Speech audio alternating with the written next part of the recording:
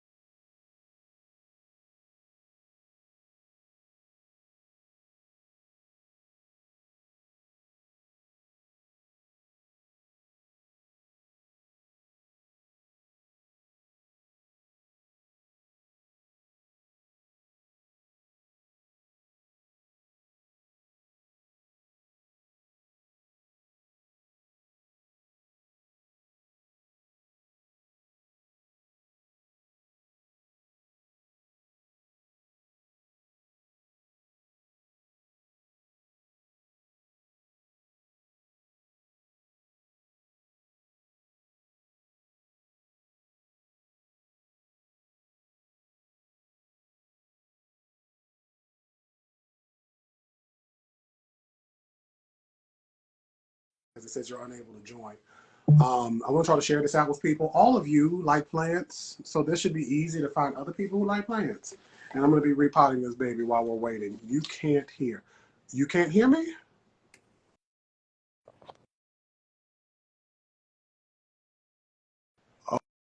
Okay. What's up, Ryan, man? can you hear me? Yeah, I can hear you. I Okay, they had said my mic was.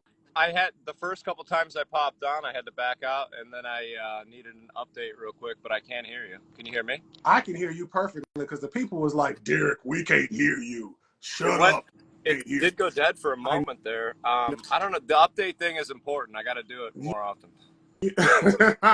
I'm glad y'all can hear me. I said a lot of words that I'm not going to repeat, but we're only going to be up here for like 30 minutes. So around 6:15, we're going to wrap up. This is your opportunity for you to ask plant people, us legitimate plant people, not to say people are illegitimate, although there's a lot of them out there, but we want y'all to be able to ask us some good questions. I'm going to be repotting this baby while we're doing it.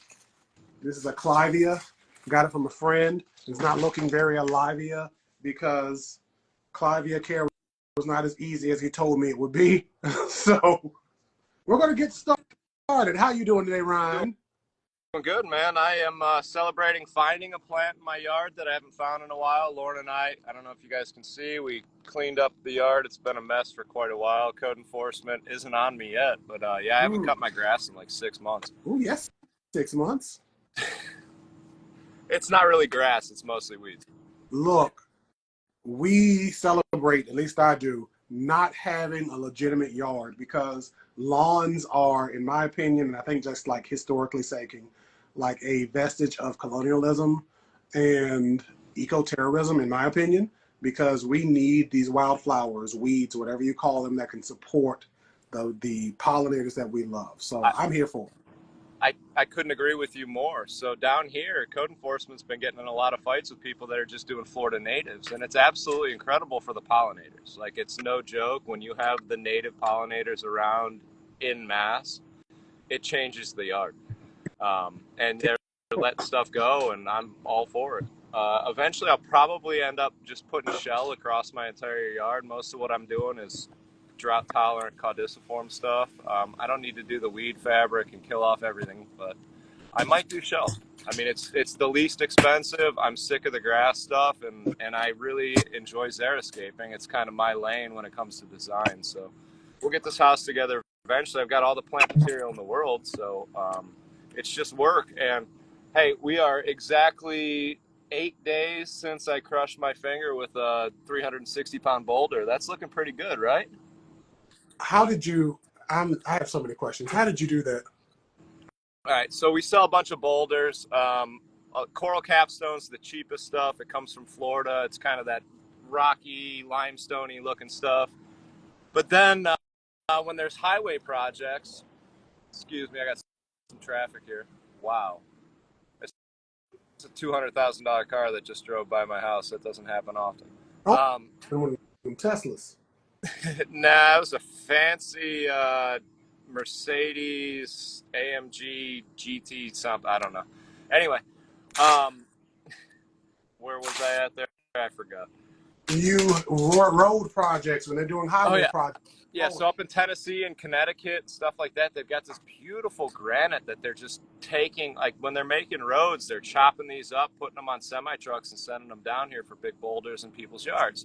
So last Saturday morning, it was about 10 o'clock. I was running around with a client and picking out his boulders. We have to tape them up so they're kind of reserved for him and all that. And I'm building a pallet, and he decided at the last minute to kick a 360-pound boulder off his pallet, and we were adding a 490-pound boulder. We're using heavy machinery, ropes, and all that stuff. But sometimes you just want to throw the rock off. So I got underneath the 360-pound boulder to move it off the pallet, and it caught the edge of the pallet at the last second before it fell off and rocked back against my hand and slammed my hand against another boulder. Um, Immediate popping, cracking, everything. I instinctively made a fist and opened it back up, and everything popped back into place, but I'm quite sure there's a fracture right here between there and there. Knuckles good, but I can't go any further than that with that finger. I should be able to do that, but it happens.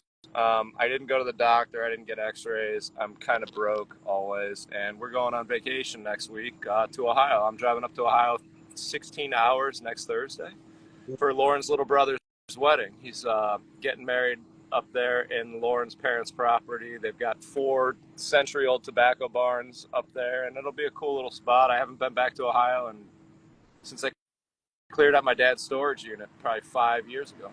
Oh, okay. Well, that was a very interesting circumstance. I'm sorry to hear that happened to you. Yeah, I mean, that kind of stuff happens. So when you're landscaping, you understand, not landscaping, working at a nursery, how important your hands and your feet and your eyeballs are. Those are by far the most common injuries that happen in what I do. And I put some stuff out there. I do enjoy making work fun. There's a recent post with me hanging off of some machinery just to release canopies on palms. I like to do that stuff. I've been doing it for years. I wouldn't recommend it to anybody else, but I'm going to have fun. Well, we love fun, and we're going to go into these questions now because the people asked us some questions. We are growers, we are plant biologists, we are agriculturalists and horticulturalists, and we want to be able to answer your questions with legitimacy. So the first question, I wonder if I can put it up. It's not letting me put it up. It's sad.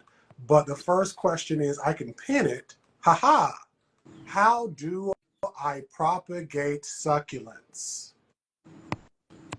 You want me to run with that? Yeah. Oh, you know what? I mean, I've tried it before. Just some leaf propagations, letting it scab over, and then being very careful not to overwater it because that succulent leaf is generally like already, filled up with enough moisture. You don't want to overdo it. But lately my touch has been off. So I say, give the people what you got. All right, so the leaf cuttings absolutely can work. You're going to be spending a lot of time with that thing, though. So from leaves, they will spit roots and new plants. I prefer to just take chunks of plants myself So here's a prime example. This is the one I discussed finding earlier today. When you've got a few hundred plants, sometimes stuff just gets tossed by the wayside.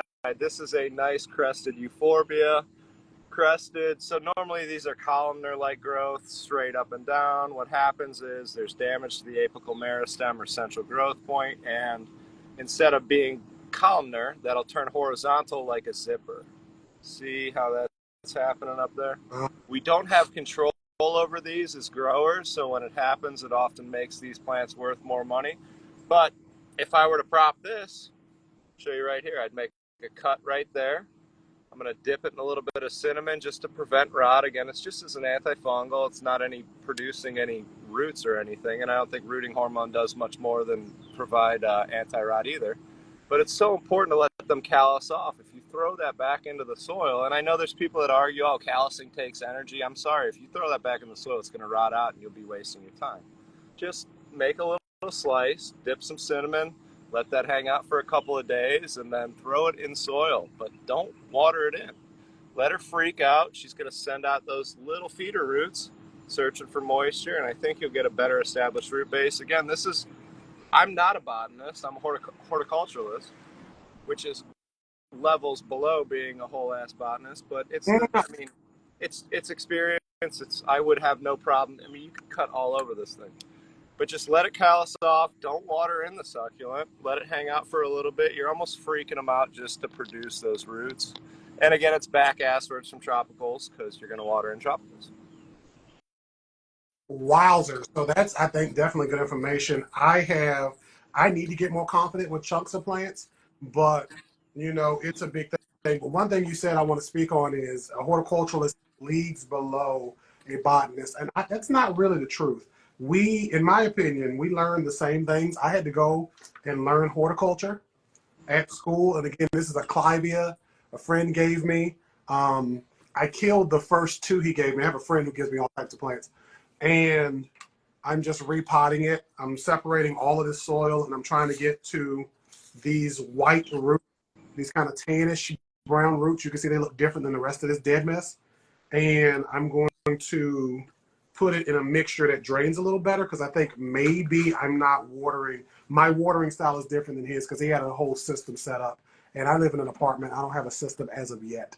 So, yeah. But that was good information. So, hey, and Derek, don't hesitate to drill some extra holes in that thing. Give that a little bit more aeration. So when you're in a pot, there's a clear difference between potting soil and garden soil. A lot of people don't understand this. So some of my friends back in college were postdoctoral plant biology researchers, and they'd hand me all their stuff. And I was like, guys, what are you putting this in? Like growing avocados in garden soil in a pot. Aeration, or the access to air to those roots, is incredibly underrated in pot culture. It's very important. That's why I add perlite to everything. Well draining is good. Especially for those who like to overwater. If you like to overwater, if you have a tendency in doing that, make your soil better draining and then have fun. There's a point in which that's obnoxious too, but you can always add extra holes down the side of that pot and underneath. So this is the pot it was in. So it has a lot of holes, but the thing is, I tried to do some research on what clavias want before we go to the next question. And this guy, again, he had a whole system set up. And by system, I mean his plants were pretty much automatically watered with his own fertilizer stock, timers, and everything. Hoses right around. I am 20 feet away from a road, so every time a car drives by, I can't really hear very well. Okay, so he had a whole system set up, and it was this whole thing. So I was like, I don't really have that system. I can do some cool things, but this isn't going to get what it was used to. So I'm trying to clear off this soil. And this is a good peat mix. It feels almost like, and I know people hate Miracle-Gro mixes, but it feels like a good Miracle-Gro mix. It's just, we need to figure out what's up. So we have a question here. If I have some onions and garlic sprouting, can I plant them to grow more? If so, how? Yes, you can. You take your garlic or your onion, however it was sprouted, it has a root side and a top side to that bulb, frankly, and you just bury it until that green shoot is basically sticking out. So if this is the whole shoot, if I got up and got some onions and stuff, I'd probably knock all this over. If this is the green shoot, you're going to bury until this point, right? Right where the bulb is and the green shoot begins, and you start watering it. The thing about it is, for me in zone 8 and Ryan in zone, are you in 10? I'm in 9B actually. 9B. Yours didn't change with the whole situation? So they didn't alter the actual agricultural zones, but from what I heard, they altered the temperature tolerances up 3 degrees per zone. Okay, because my zone went from 7 to 8. That's what I was So asking. you So, actually switched. You switched over in this area. I don't know. I thought it was just 3 degrees added to every single zone. I don't know. y'all, I'm not aware that I'm in a different one. What's funny is most of the palms we sell are zone 10 or south. And I'm officially 9B, but we haven't really gotten a good frost in a long time. Coconuts didn't exist here in Bradenton 20 years ago, and now we have monster coconuts.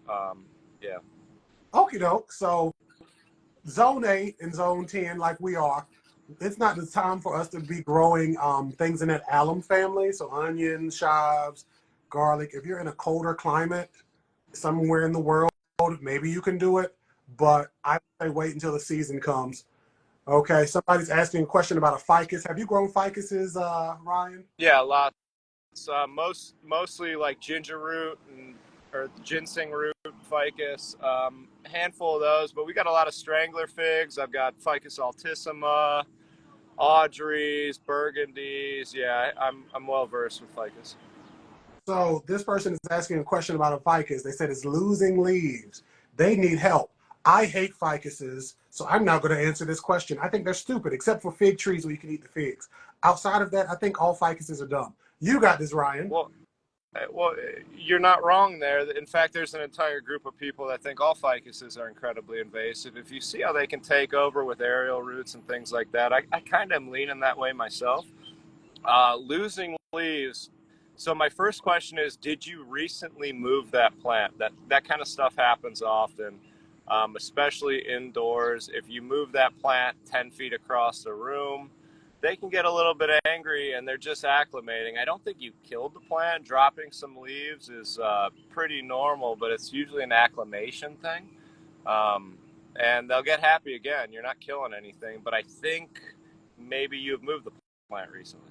I don't know. I don't find them hard to grow. I water less than you might think when it comes to ficuses. I'm going to water when approaching dry, and I'm a guy who lifts things when possible. Most of my stuff's container cultured so I can feel the weight of it. I'm not sticking my hands in there. I can usually look at a plant with most stuff after this long 14 years of doing this stuff and know what's up. But yeah, if you can, lift that plant. See if it's a little heavy. I just pulled this one up. This is my most recent purchase. This is a Dorstenia gigas. This is from the island of Socotra off of the coast of Yemen. I wish we knew more about these. They're incredibly rare. I've got a big boy next to it. This is one of my favorite plants. They're incredibly rare, worth a lot of money. And they have a very interesting seed structure. Derek, can you see that lily pad-like style thing right there? Yes. Yeah, so that's called a hypanthoides. What's cool about Dorstenia is the seeds develop on these lily pad-like structures, and it's a hydraulic action that can launch these seeds up to 3 meters in any direction. Such a cool little evolutionary thing. But yeah, they get bigger than desert roses with time. This guy's still pretty young. She's got 20 plus branches. I paid over $100 for this one. This is a rooted cutting that came down to me from a friend up in Chicago. It's a $50 plant, but it'll get there. I had to get another one. It's the only way I can actually make seed. Most Dorstenia, I can just rub that lily pad and that will pollinate it.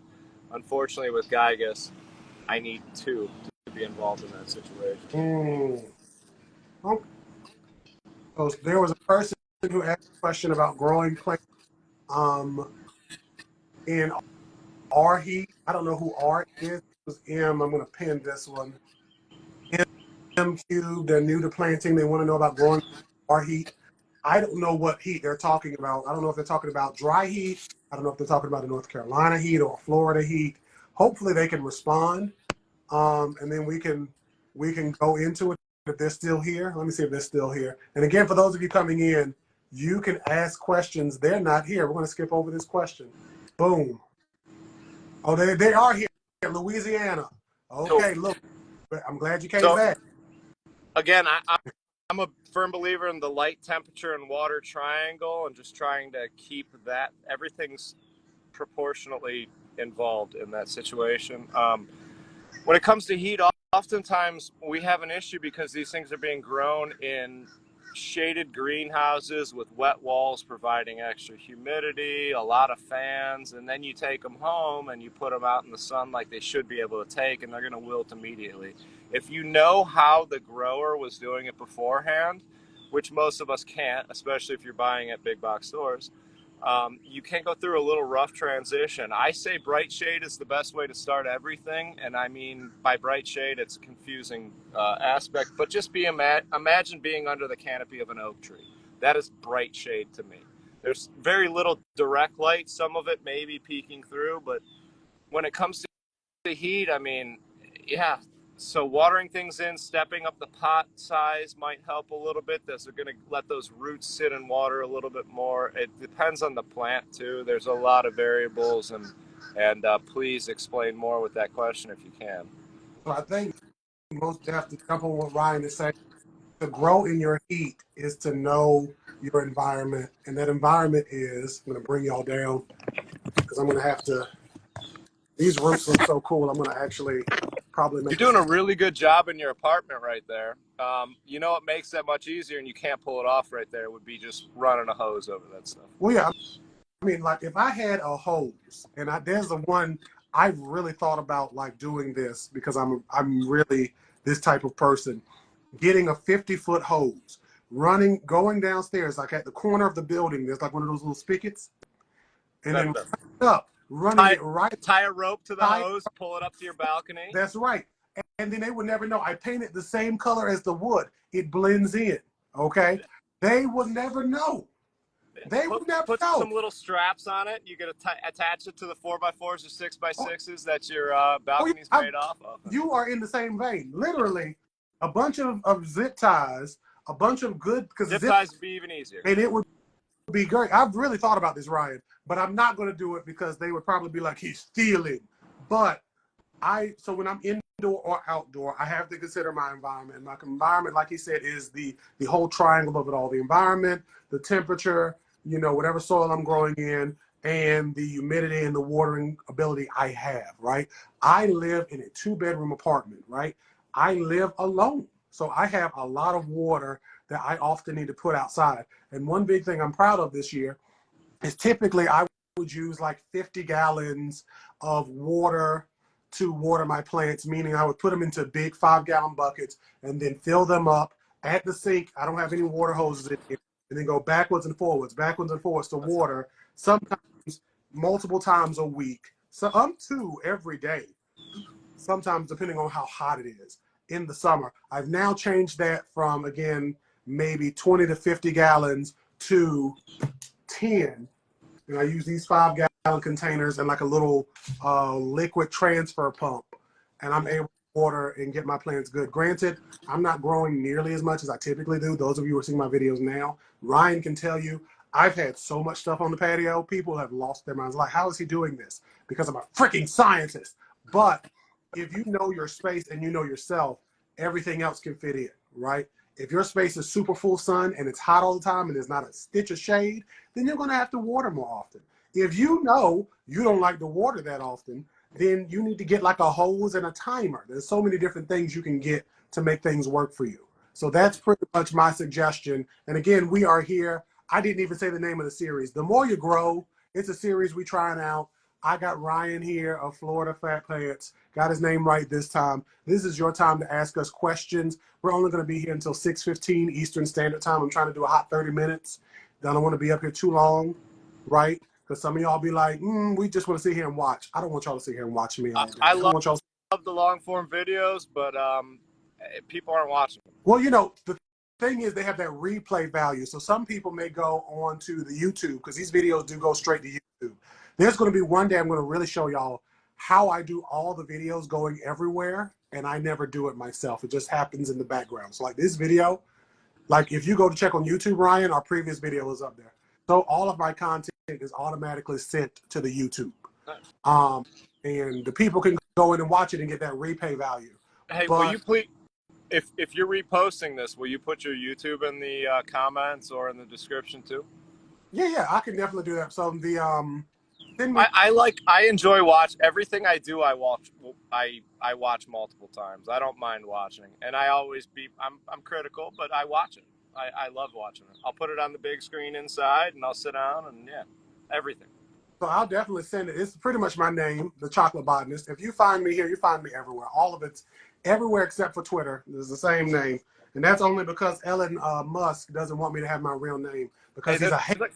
there's a comment that's just popped in that's interesting to me. There seems to be a big debate about treated versus not treated wood for raised garden beds.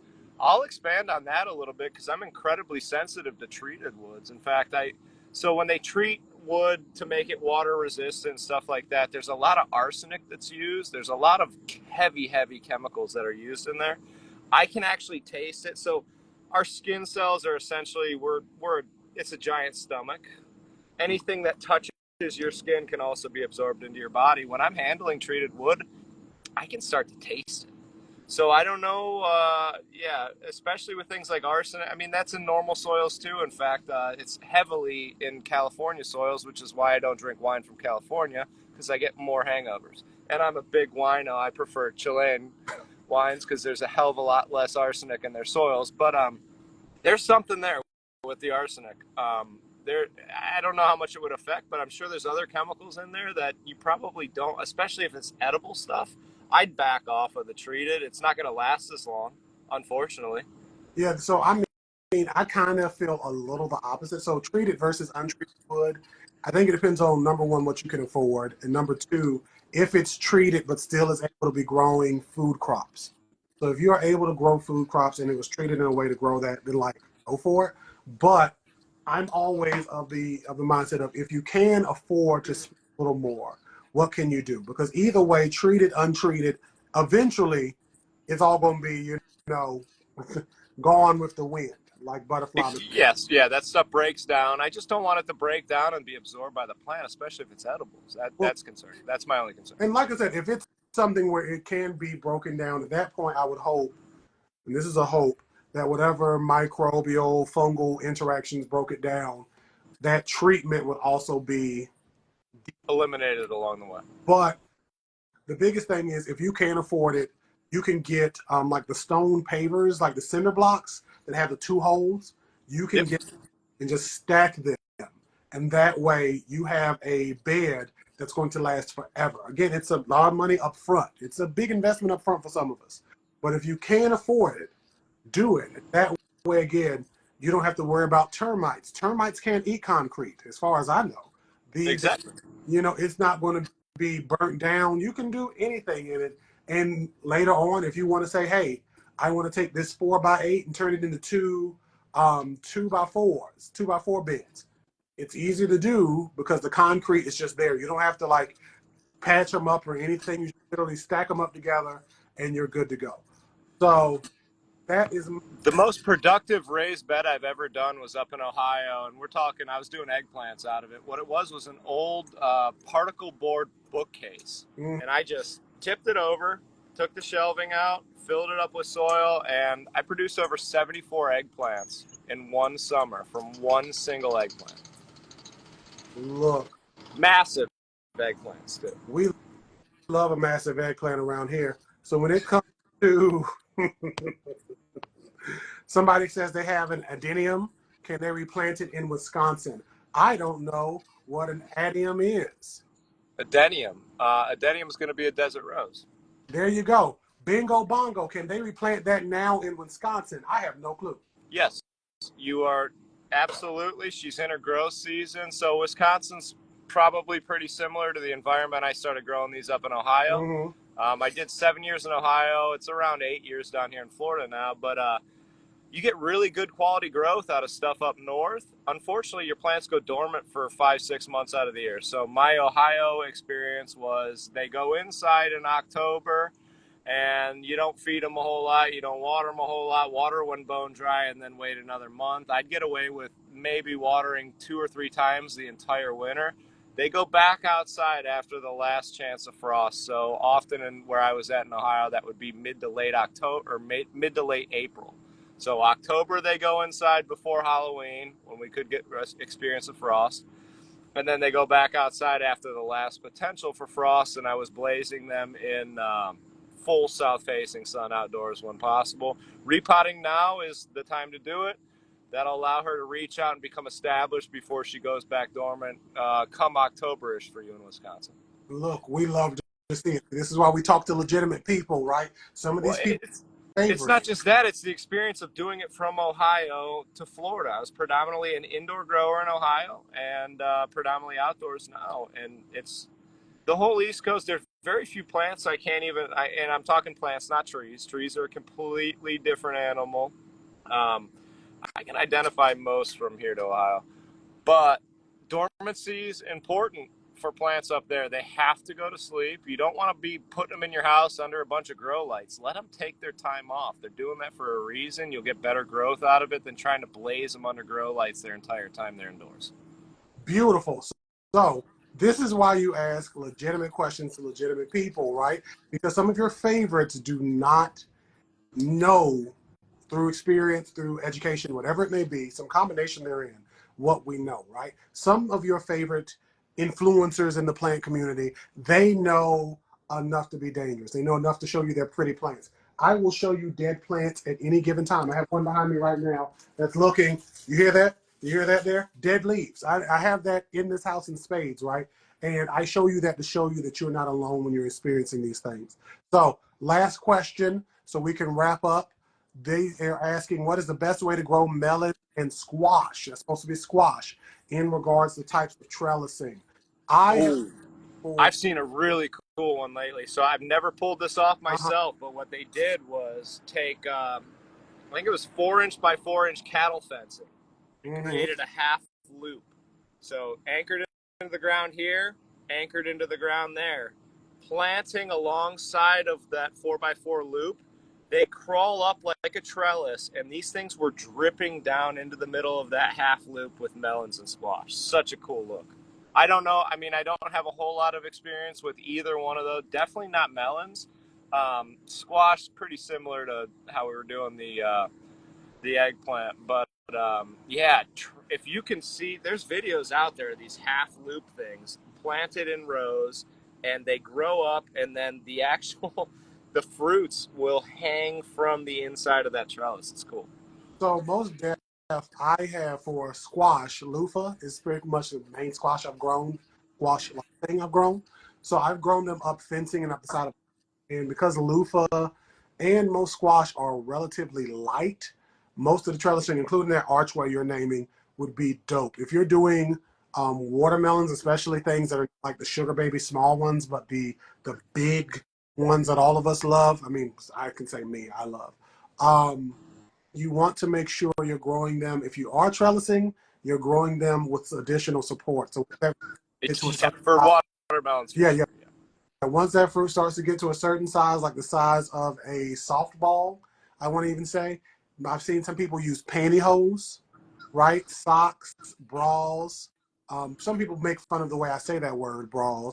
Say it's a bra, but whatever. Bras, any old clothing, something where you can give that fruit that extra hold Yeah, because because that vine's not going to be able to hold it when they get big enough.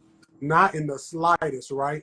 So, and that's the one thing we don't want to happen. You don't want to get a fruit that's starting out and then because of weight, it drops. It's not ripe. Prematurely, yeah. Well, let's grow them out to be as big and delicious as possible. I don't know ripening off the vine with melons too much, but let's keep them growing and attached to that vine as long as possible. Exactamundo. So that is, we're almost our time. I know there's one last question. I'm going to try to hit it real quick. Um, Somebody said good resources for permaculture. There's a man on YouTube. I think his name is Dan's Food Forest. He does a lot of permaculture and gardening and edible perennials. There's also Bree Author, who is a foodscaper. and she grows a lot of native perennials here in North Carolina. If you're trying to look for somebody in your area, Squishy, you have to, find somebody in your area. You can also look at Cooperative Extension. They usually have great places or great resources for your natives, and then you can they can tell you how to do foodscaping. But Dan the Food Forest and Bree Author are the top two people I can think of for that. And then affordable ground cover and mulches. There's places where you can get chip drops and things from the city, but you kind of have to. It depends on the time of year and who you know, because I've heard some people. And you got to do some research, yeah, where that stuff's available. Yeah, you got to be able to, and where it's available, when it's available, and who is already called for dibs, right? And that where you may have to do some detective work, like Jessica Fletcher. I used to love that show growing up. So with that, it's Murder She Wrote. All of it comes into play. I did all that on purpose. It's almost like I scripted this in my head, but we didn't. So with that being said, this is The More You Grow. I have Ryan up here. I may get him. I don't think we're going to do it next week. I may get him on the week after. There's other growers I want to get up here, but I wanted to do a proof of concept, and I knew if I can get anybody to talk to me, it'll be Ryan. Ryan is not just a nice face to talk to and a nice voice to listen to, but he is a fountain pot of knowledge. I appreciate that, man. I really look, Ruth, and because he has such knowledge, especially on these beautiful succulents, these beautiful desert-ish plants, he has a lot of experience that I know I don't have because I grow mostly aeroids in here. I got a couple of succulents, but I grow mostly aeroids. So with that being said, make sure y'all are checking him out. Y'all are following him. He grows some very beautiful plants. I'm just going to be real with you. He grows some very beautiful plants. And y'all can see he's in Florida, and he needs all the good people he can see because Florida, we ain't going to talk about what's going on in Florida. With that being said. Truth. It's the truth. Listen, I grew up in Cleveland. I was born down here, but born in 85, moved to Cleveland in 89. I just moved back here in 2017. The quality of humans not the same down here. I'm sorry, it's the truth. Because you're in the wrong part of the South. If you was in North Carolina, the quality is also a little rough, but we at least pretend and we got good barbecue.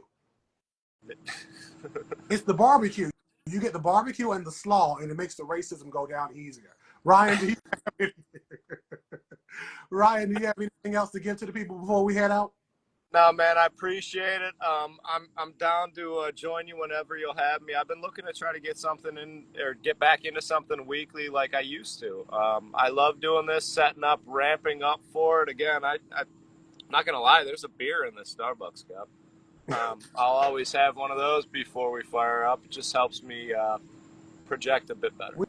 But yeah, no, I love the work. Derek, you're an incredible dude. This guy knows his shit. It hurts me when people go after you sometimes. It's what's kind of brought us back together. I was like, what are people doing out there? Like, I don't know. I love you, man. Yeah, you're an incredible fucking human. I'm here for it all.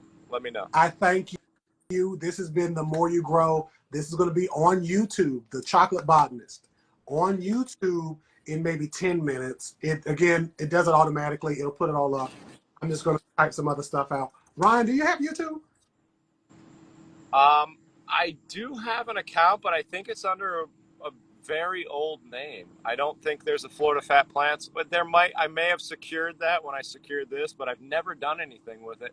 I'm computer illiterate, man. Like, I don't even understand how most of you guys put these reels together. I can press buttons and that's about it. I've never edited stuff. There's